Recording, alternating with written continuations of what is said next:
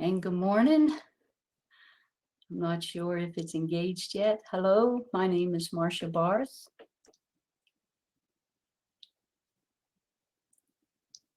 Good morning. Hey, I see that. That's great. I can at least know that it is transferring. We had a little technical problems getting started. Good morning, everyone. I welcome you. I thank you for this opportunity to be with you. I count it a pleasure. My name is Marcia Barth, and I am here today to present a workshop on going from victim to victor. That's a mentor cry that I love to proclaim because we are victors. We are no longer victims. And today, a little bit about myself is I am an author, speaker, and advocate against abuse. Tell a little bit of the work I do. Actually, as a speaker, I have spoken for colleges to criminology, psychology students. I've spoken for the Hawaii University, did a talk on domestic abuse impact on the child. I've spoken for PCAR, Pennsylvania Coalition Against Rape, spoken for the state for National Victims Day, for children's services, for child advocacy. I just was part of the SHINE program for the Children's Advocacies of Pennsylvania. I've spoken individually for children's advocacy groups for their promotion against and awareness against abuse for children. Probably one thing that I have really enjoyed is meeting and being a part of the advocacy community as far as being able to bring more awareness to abuse and actually to also bring about the healing journey that we have and that we can take from abuse.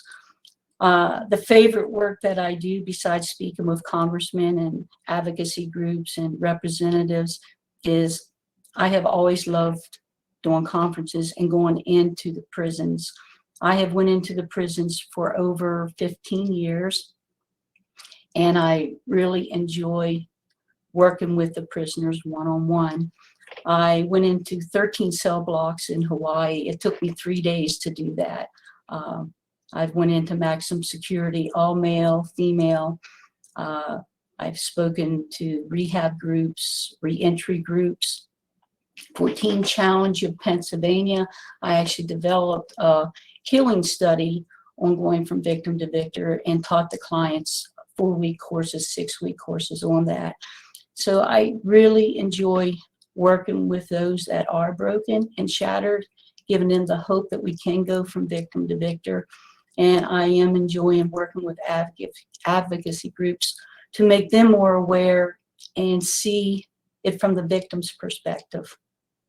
My daughter is in social work, so she will tell you that training how to help victims and understanding victims is two different stories. So today I want to talk to you a little bit on an advocacy viewpoint of going from victim to victor. And in doing that, the purpose that I really want to do is, and talk with you, is understanding and where the victim is coming from and where the victim is. I see someone can't see or hear anything. Hopefully they'll get on. But what I really want to do is to bring in awareness even to advocacy, to look at things from the victim's perspective so you can better understand and better provide the resources that they will need on their journey to coming out of their victimization. Working with advocacy and working with victims in the prison and coming from victimization myself, I see a real importance, and that's what motivated me to do this workshop, is a real importance to reach where the victim is at. If we just follow a profile and just hand them pamphlets, we cannot really help them because they are at different stages of their recovery. They're at different stages of their trauma. And for the advocacy, not that always have to be psychologists, but for the advocacy people and groups to recognize where their client and that victim is coming from would be a great asset to help them with the resources that are available for where they are at. So the goals of this workshop is to make the advocacies actually aware of where that client is in their current position, in their present situation. When you can determine where they're at in their present situation, you will be better equipped to give them the resources that they need for that exact situation that they're in. On the same note, you can give them if the advocacy is aware, it will also enable them to give that client where they're at the resources, not only that they need where they're at, but also the resources that they need to move ahead. The goal for any victim is to get them to move forward. And then lastly, another goal of this workshop is that the advocacy community can be aware of how to guide and how to recognize where the client is so that they can have the resources to go from victim to victor. And I want to break that down a little bit, because the first step, I believe, is recognizing, like I've been stressing, the need of the people that we are helping. If we don't know what the need is, if a person is drowning and you try to save them from a fire, you're going to lose them. You have to recognize what their need is, not even what advocacy says their needs are, but recognize their needs. And we're going to break that down. But in a nutshell, a victim has to feel safe before they can be helped at all. Actually, when a person is abused, you cannot give them information on getting their life together and going to college if they're in the abuse state. Because in the abuse state, they need rescued. That's all they can focus on. They have no other capabilities to focus on anything else. When they are a victim, all they want is safety. If they can't have safety, they can't even concentrate on what they're going to do.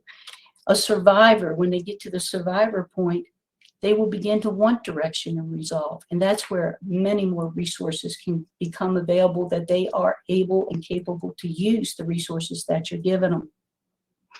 When they become an overcomer, they will want to start their healing journey. When they become a conqueror, they will want to take their life back. And when they become a victor, they will become empowered.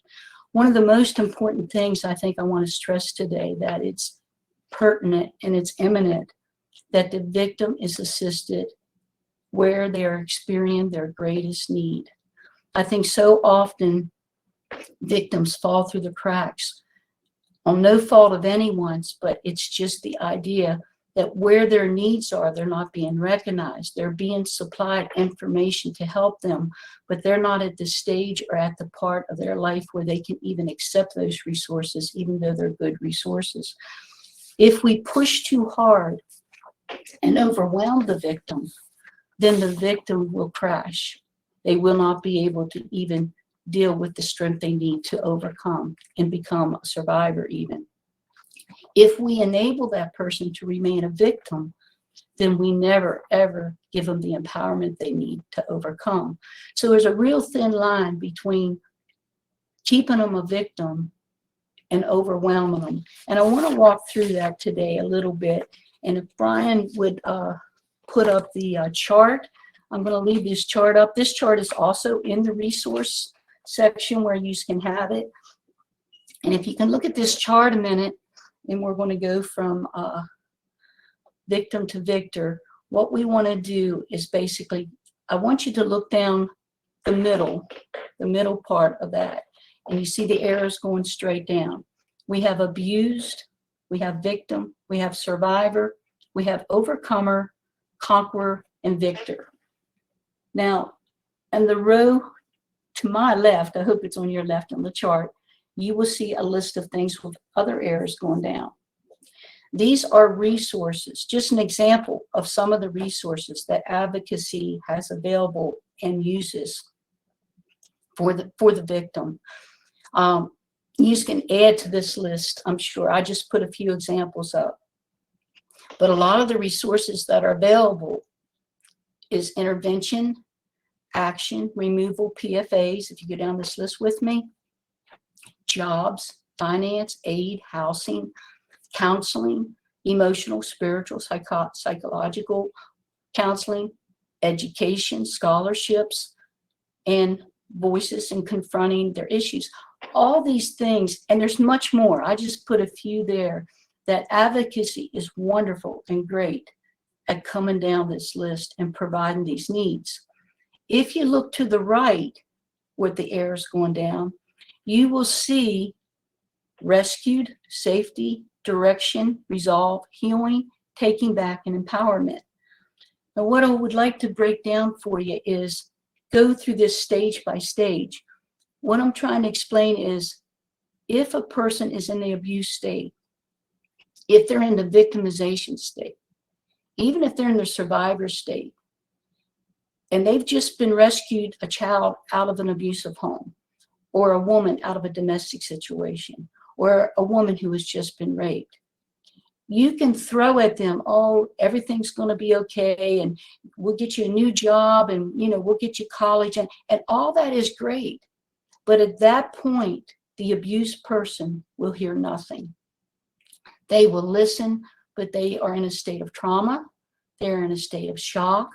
And the only thing they care about at that point is they want to be rescued. So what they want to hear from you when they're in the abuse state is, someone intervene for me, because I can't intervene for myself. Someone rescue me so I can get well again. I can get strong again. It's kind of like telling a person that's drowning in the ocean, well, all you got to do is swim to shore. But if that person cannot swim to shore, they need someone to rescue them. And that's where intervention comes in. That's where the mandatory reporting has been one of the greatest things that they've come up with for children. That police can go in and file a charge against the abuser when the abused doesn't have the strength to file that. All these are intervention. And when the person is intervened and rescued, then they become the victim. And when they're the victim, the only thing they can concentrate on now is safety. See, abuse does a terrible thing. It's not just, okay, we took you out of that condition and get over it. Abuse breaks the spirit. It breaks the hopes, the dreams, the identity, the purity, the innocence. It shatters everything, the identity of that person. All that is broken and shattered when the abuse. It's not just a matter of, I'll get my life together. It's a matter of trying to get the pieces put back together again. And they are so broken and so weak, they don't know how to do it. And if too much information is given, it will overwhelm them and they will completely shut down. So when you get them as a victim and you pull them out of that situation, they need to feel safety. And as they feel that safety, they will begin to be more involved in getting a protection from abuse, leaving the abuser, getting their children to a grandparent's house, to safety till they can resolve things. They can begin to think of what they can do, but they have to feel safe first. I know as an abused child that in my home, I never felt safe. The only time I felt safe was when I was with my brothers, or economics kept me with my father. So what happened was we would live part of the time with my mom, but our home residence was with my father, and he was alcoholic and abusive. So there was never a feeling of safety. And back then there wasn't advocacy. So I do thank God for advocacy and the advocacy community. And that's why I like being a part of it. But at the point when a victim doesn't feel safe, they have a million questions going through their mind that even you can't answer. For me, it was, if I speak up that my dad is abusing me, what will happen? Will our family be separated? Will we be put in foster care? Will my dad try to commit suicide? He had tried twice, and we were the ones who rescued him from that suicide. Will our family be destroyed? Wonder if he succeeds in the suicide. Wonder if he goes to prison for what he's done to me. So a child, or even an abusive person, a rape person, sometimes in their brokenness, they feel doing nothing is safer than doing anything. And if that can be recognized, the advocacy has such an empowerment to help the victim realize, no, You can come out of this. You will be safe. You can get a PFA. We can remove this. We can do this. Then they become a survivor. And as they become that survivor, they begin to look for direction and resolve. In direction and resolve, now they are more eager to hear what you have to say about jobs and finances and financial aid and housing, and this is what we can do, and this is the kind of aid we can give you for child care, and this is, we can get you medical insurance. And because the survivor is still thinking, how do I live without his paycheck? How do I pay the bills? I won't have this home to live in. And how do I not depend on someone? And how do I make it on my own with 1 kid or 2 kids or 4 kids? So as they begin to be rescued, as they begin to feel safety, they begin to want direction and resolve. Give that to them before that point, and it'll just go over their head. Give them the pamphlets, they'll never read them. So when you recognize where they're at, and every client is going to be different, and it's not that I'm asking you to be psychologists and analyze everything, but just the awareness of where that person is in their stage of healing, in the process of their trauma, will be a great asset to know what aid to give them and to know what their need is in that situation. I know myself as a survivor, there was no advocacy. There was, my cousin had been abused and she had lived with us, and I saw what happened when she spoke up. So the only thing I could do for direction and resolve was to dodge the bullet. If I could dodge the bullet and try to stay away from my dad and try to protect myself, and then that's how I survived. That was the direction and resolve. I had 3 brothers and we stuck together. And it was a funny thing when I got older. My sister-in-law said one time, she said, it's a funny thing about the four of yous. Yous can be in a room and never say a word. And people can tell that a whole conversation just went on between the 4 of yous without a word being spoken. That's surviving. That is finding direction and resolve, because we protected each other. We didn't have the aid that is there today. But once you are a survivor, that is just existing. Resiliency will get you to survive. Resiliency can empower you to get through what you've come through. But you have to understand that resiliency will never heal you. And until a person wants to become an overcomer and go forward, they have to have healing. And healing is so vital and so important. The healing that they can get at that point from advocacy is wonderful. I wish they would have had it when I was a child. I wish they had a lot of the advocacy. And that's why I feel so strongly about advocacy, is because yous are making a difference. And it could have made a great difference in my life and in my family's life. But to become an overcomer, at this point, they feel rescued, they feel safety, they're getting direction. Now they want to heal. Now they need to heal, because you cannot overcome if you stay in your victimization. You cannot become empowered if you stay in your victimization. So as you begin to heal, advocacy has so much resources for them. They can get them to counseling. Counseling involves many things to many people. It involves emotional, it involves physical. We are emotional, physical, and spiritual beings. So the first 3 things that we talked about primarily dealt with the physical needs of that family and of that victim. When we get to overcoming and healing, now we're dealing with the emotional and spiritual part of that person. Now they become strong enough that they can start to go through the healing process. I always say in the prisons that I go into, you must deal to heal, to be able to feel again. If you really want to live again, if you really want to become whole, then take the resources of counseling, spiritual and emotional, and begin to heal from everything you've come from. I know for me, like I said, there was no advocacy. This part of overcoming my victimization was a turning point in my life, in my young life. I was a young child, and every night before I would go to bed, I had a bookmark thumbtacked to the wall. and I would take it off, the thumbtack off. I would jump up on my bed. I would hold it up to the light. I'd jump back off, turn the light off, and put that bookmark back in the wall.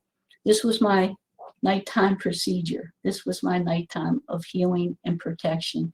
I would jump in bed and I would put my baby dolls around me and my pillows around me, hoping they would protect me from my father at night.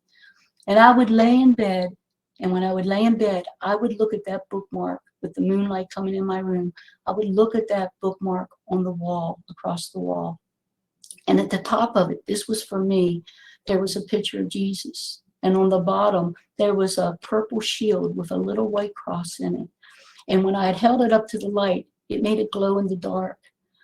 And I would lay there and just look at that little bookmark till I fell asleep, because it gave me so much comfort and so much peace and so much hope. And so as I began to heal, I went on to a conqueror stage. I began to excel in school. I began to pour myself into everything. And again, here's where advocacy comes in.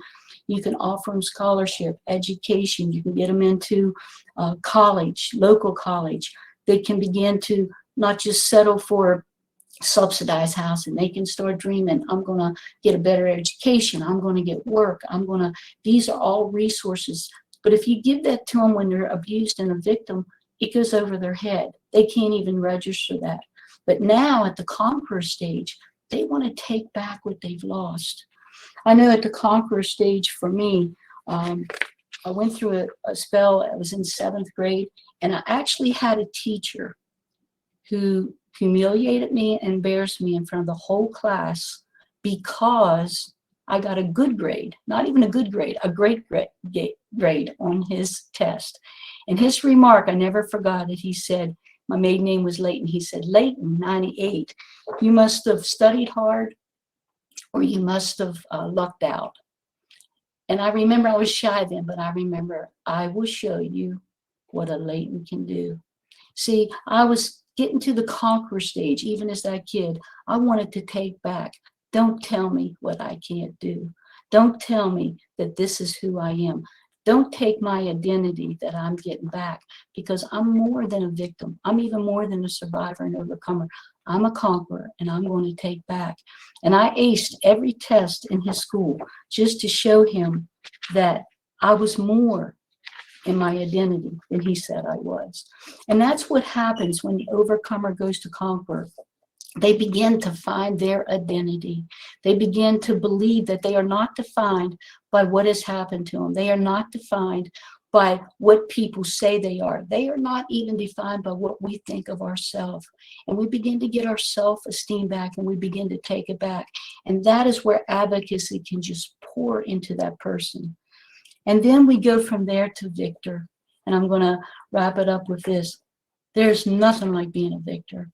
I can remember during that time when I was 12 years old, at the same time that teacher said that to me, the abuse in my family, the abuse to me was at its worst.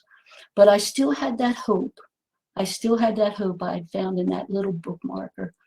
And one day, as I was trying to search through all of the mess of my life and try to find direction still, that still voice of God said to me, don't go the way of your cousins. Don't go the way of this. I got more for you. If you do what's right, I'll give you the desires of your heart. And here's what most people don't believe. I knew at 12 what I wanted. At 12 years old, I wanted to go to college, and I wanted to meet a good man that was everything my father wasn't, and I wanted to have a good family. Now you have to understand where I was at, that was impossible. We were poor. I was raised in West Virginia. We didn't even have running water till I was 6. So we were poor. No one had ever went to college. And in my identity, where I was at that point, I didn't think a good man would ever want me. I felt like I was damaged material. So both of these were impossible. But when I hit 12th grade, I had a principal who was an ex-Marine drill sergeant who would just look at us going down the hall, and we would listen. And he called me into his office one day. And I was scared to death because I'd only been in a principal's office once, and that was in 7th grade. That was at the bus stop. A kid had beat up my cousin and pushed him down a ditch. So I went to this kid, and he forgot I had 3 brothers. And I said, you leave my cousin alone. and he made the mistake of saying, make me. So I beat him up and drug him through a mud puddle. And I did end up in the principal's office.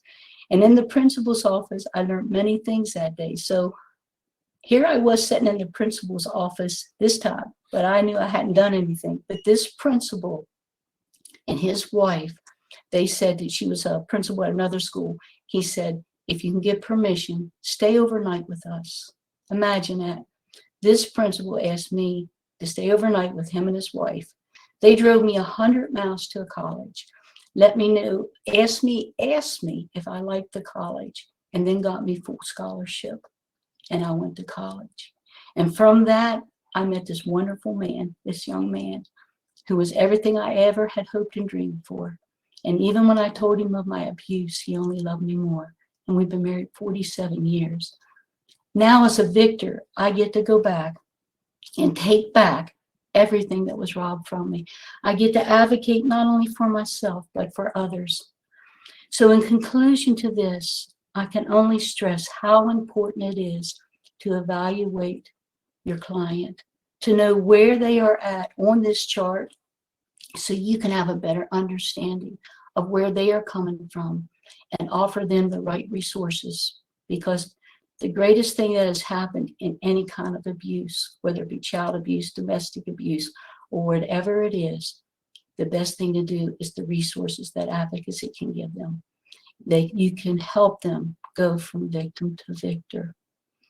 So at this point, I would really like to have Brian or Tracy permit. They're going to give you the polling question. We have a polling question. And if you would respond to that, it would be greatly appreciated. They're going to post that. And while they are posting that and you are working on that, hopefully some questions have come in. If you have some questions, please feel free to type them in. Brian will relay them to me while he's giving you the polling question. And I'd like to open the next 10 minutes up, open into a question and answer period. I don't know if we'll get to all the questions, but we can answer what we have time for, and then so no one feels left out, because I believe that every person matters. The best thing that we can do is, Brian has my personal information, contact information. Please feel free to contact me, and I will answer every question that you send me. So thank you for this opportunity. And at this time, Brian, if you can have that posted, and if there's any questions, I would be glad to answer them.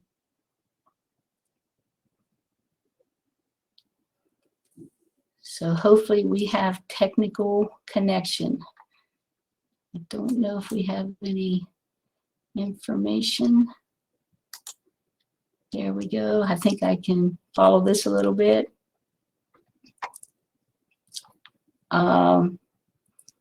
So the question is the poll up? And maybe you can give us some response as to if you are receiving the polling question.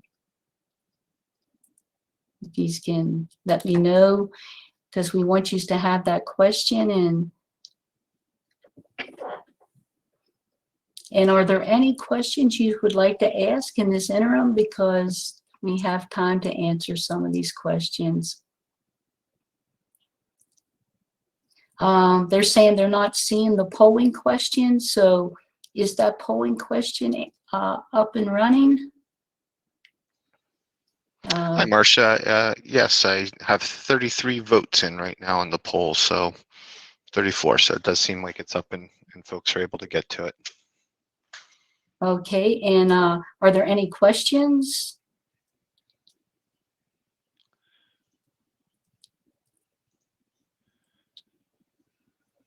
Because at this time, I would be glad to answer any questions. In the chat right now, it seems like someone's just wanting to know if they can have a copy of the slide that we currently have up. Mm-hmm. Oh, yes, that is in the resource package that was sent over. So if they go to where you have the resource package, they should be able to get that chart. Is there any questions that anyone has on this healing journey, on even personal? I do conferences and question and answer. I've done them in the prison. The questions can't get any harder here than they are in the prisons. So just feel free to ask any questions that you might have, even if it's directed to my own personal walk. I have no problem with that. And thank you for your input. Thank you for being with us today and for this opportunity to share this workshop. So is there any responses on the polling? Yep, hold on 1 second here. Just we can address them unless someone has another. Sure. So if you like, I can go over the results here. We have Hold on 46 votes in. Brian, hold on 1 minute. There is a question that came in. Can one go from an overcomer back to survivor? And if so, what does that mean? And that is a really good question. And the time element didn't let me cover all that. We can be all over that chart. We can be at victor one day and we can have a trigger and it can throw us right back to where we want rescued again. But the beauty of it is, and this I address more in my Victim to Victor healing series. This is the advocacy series of going from victim to victor. But in the healing series, I address that more, where we get stuck and the triggers that keep us stuck there and how we overcome that. So yeah, healing is a journey. It's not a microwave fix. So thank you for that question. Emergency saving. Yes, and the comments are great, what I can read on them. Thank you. But yeah, Brian, go ahead. I'm sorry, but I thought we should answer that question. No problem. So for the poll, it appears we have 47 votes. And for intervention, the percentage was 14.89. For safety/protection, 31.91%. Financial aid, 19.15%. Physical needs and food, 0. Treatment/medical care, 4.26%. Spiritual or emotional counseling, 21.28%. And housing, 8.51%. Well, that's really informative. And thank yous for answering. And along that line, do any of you have any question as of how you could determine where that person is? Or let me ask you, and maybe you want to respond, how do you, as an advocacy, whatever area you're working in, how do you determine what is the most prioritized need of that victim? How do you determine that? And how do you know if it's intervention, or how do you know if it's housing, or how do you know if it's medical, or how do you know if it's all of them put together? And what helps you guide to know where this victim is in that stages? Because that is really the essence of this workshop, is to help all of us understand more where the client is, to know what to offer them in resources. And if you have any input on that, I welcome that too also.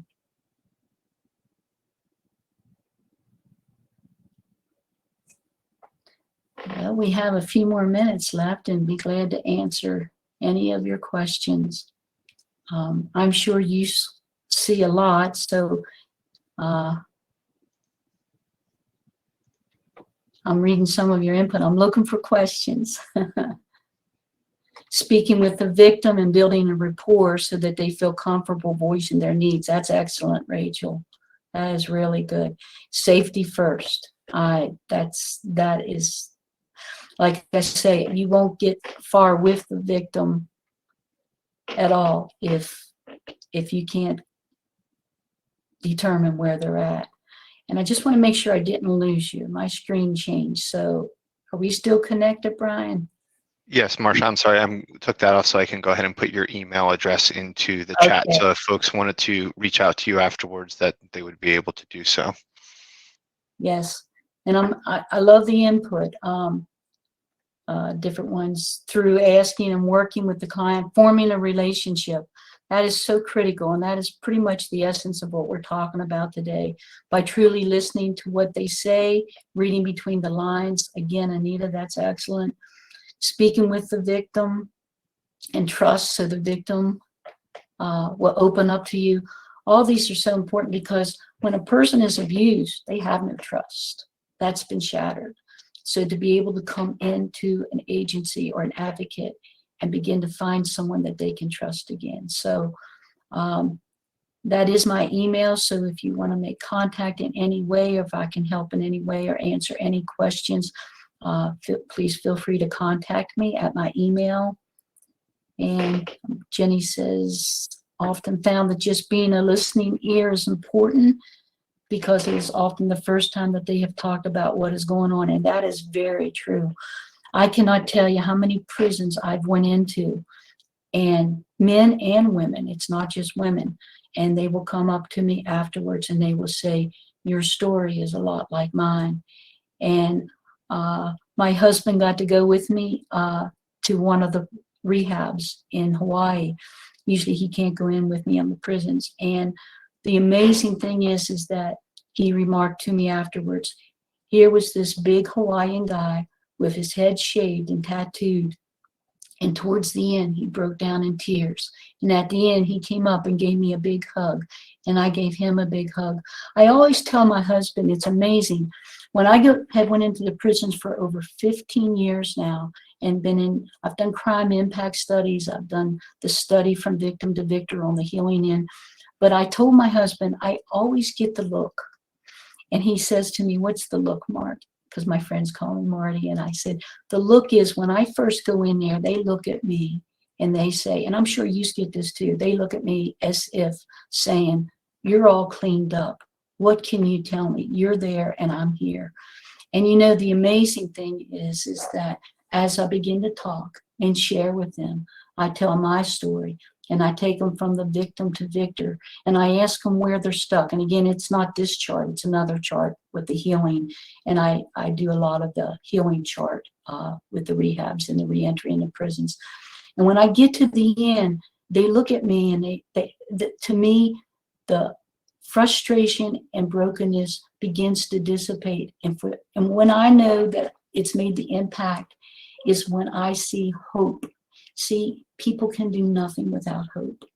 And my hope, that one thread of hope, that little bookmark, these things begin to fortify me and strengthen me. And when I see that same hope in these prisoners or these rehab, when I see that in their heart, when I see the tears come, I know that their life will never be the same, because now they have an anchor of their soul. Now they have something that they can go forward on. So I hope this has helped you. It looks like we still have about 5 minutes. If there's more input, I appreciate the input. I appreciate any questions you may have. I find Marcia, yes. I'm sorry to interrupt. No. We do have a question inside the question and answer here from, and I apologize if I get the name wrong, Danielle Tolliver from the Philadelphia Police Department. Her question is, had resources been offered to your family, what would have benefited your family? Well, I think the main thing it would have impacted my family was I would not have suffered the abuse, the sexual abuse all my life. There would have been intervention. And if nothing else, it would have put the fear of God in my dad of being discovered. And he probably would have either stopped. I don't know if someone that as bad as my dad had the capability of stopping, but I would have been pulled out and probably been able to be put into my mom's care. My mom would have gladly taken us. She had no financial means to raise us. There was no Medicaid back then. There was no social services. There was no income. She was 19 when she had all 4 of us kids. We didn't have running water till I was 6 years old. So there was a lot of things. Neither my mother or my father had even graduated from high school. So there was a lot of complications, and there is today. Today, people use the drugs. Back then, it was more drinking. Now it's the drugs. So there is a lot that the police have to deal with, but it would have made a difference in my life if there had been an intervening. I think one of the greatest thing in advocacy for me that I have seen, looking at it from a victim's perspective, and I would rather say looking at it from a victor's perspective, is the mandatory reporting. the mandatory reporting where doctors and teachers, there is no way that people that dealt with me in school could not see that there was something wrong in our family. It would have been impossible for them not to see it. But everyone looked the other way. Everyone said, it's none of my business. So I hope that answers the question. But yes, it would have made a big difference in all of our life.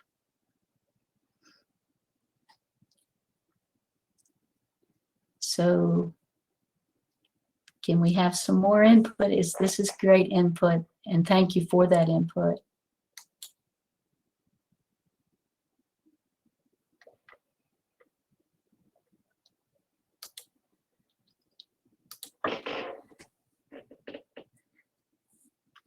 Again, I thank you for your input. I thank you for your questions and for this time. And I look forward to dealing with many of you as we continue on this advocacy.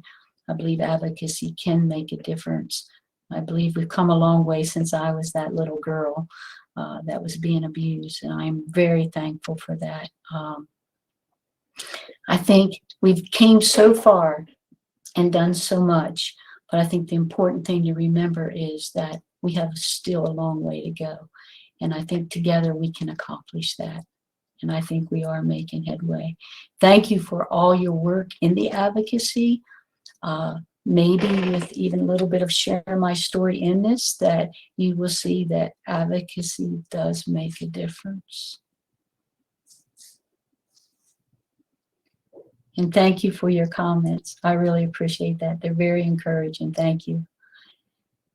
Continue the great work. Don't burn out. Get you a poster child. Get you of someone maybe that has been helped or has been helped. Even sadder yet, get you a picture of a child that maybe fell through the cracks.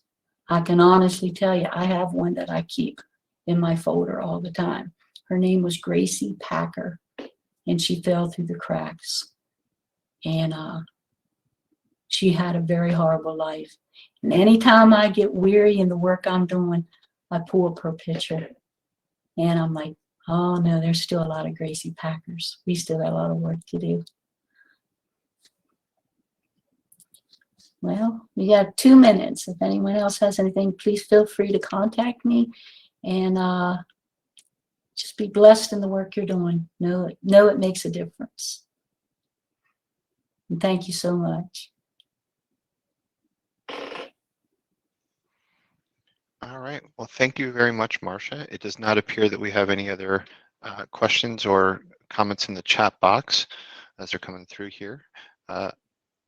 So we'll go ahead here and end the broadcast here a minute early, and just like to thank everybody and enjoy the rest of the conference.